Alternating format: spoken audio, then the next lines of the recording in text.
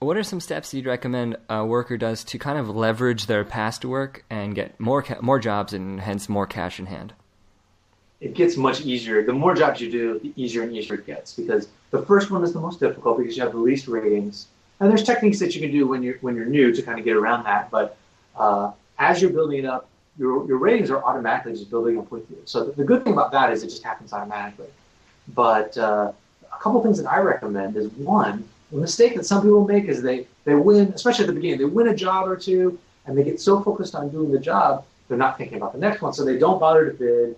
And, they do the job and they finish it, they get paid, and then maybe a little bit of time goes by and they're like, oh, you know what, I think I need to get going again, and I need some more money.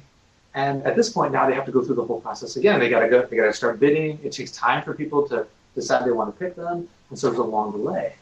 So a lot like politicians today or in the eternal campaign, it really makes sense to, if you have a job, just still place a bid or two, just kind of keep it going. And then that way you won't have a lull in between. Yeah, I got you. Yeah, that's one thing I recommend. Anything else? So, the other thing was basically that you can save money. Once you have actually started to accumulate ratings, and you're going to get repeat employers. Because what we found, it's interesting, in a marketplace you would think, theoretically, the employer should always pick, for example, the cheapest worker. There's a bunch of things that they should do that they don't actually do. They should always be picking new workers every time. But in actuality, none of those things happen. And for example, employers typically, once they pick someone, they tend to kind of stick with them. They're familiar with you. They know you.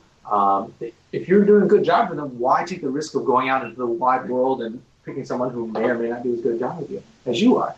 So once you start developing these repeat relationships, what I recommend is they switch from the pay for deliverables to pay for time. It's much cheaper. The pay for time is basically, we charge a commission. Obviously, we're a business. We charge a commission anywhere from 8.5 to 15% on the pay for deliverables. But the pay for time, the maximum that we can possibly charge is 9%. And it can be much lower than that too, 5.5 to 9%. So you can save a bunch of money by switching your buyers from pay for deliverables to pay for time.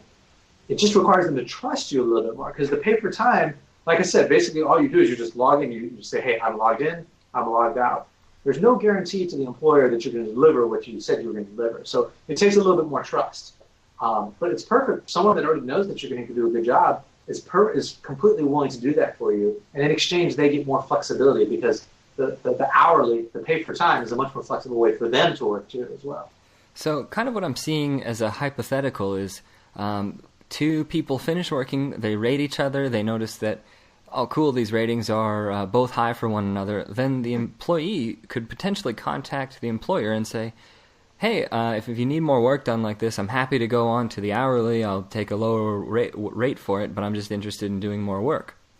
Well, and actually from the employee side, it's not even a lower rate. It's a lower commission that we charge. Oh, okay. So it's basically, even if you charge the employee, the employer the same amount of money, you'll end up making more. You'll end up keeping. I'm with you.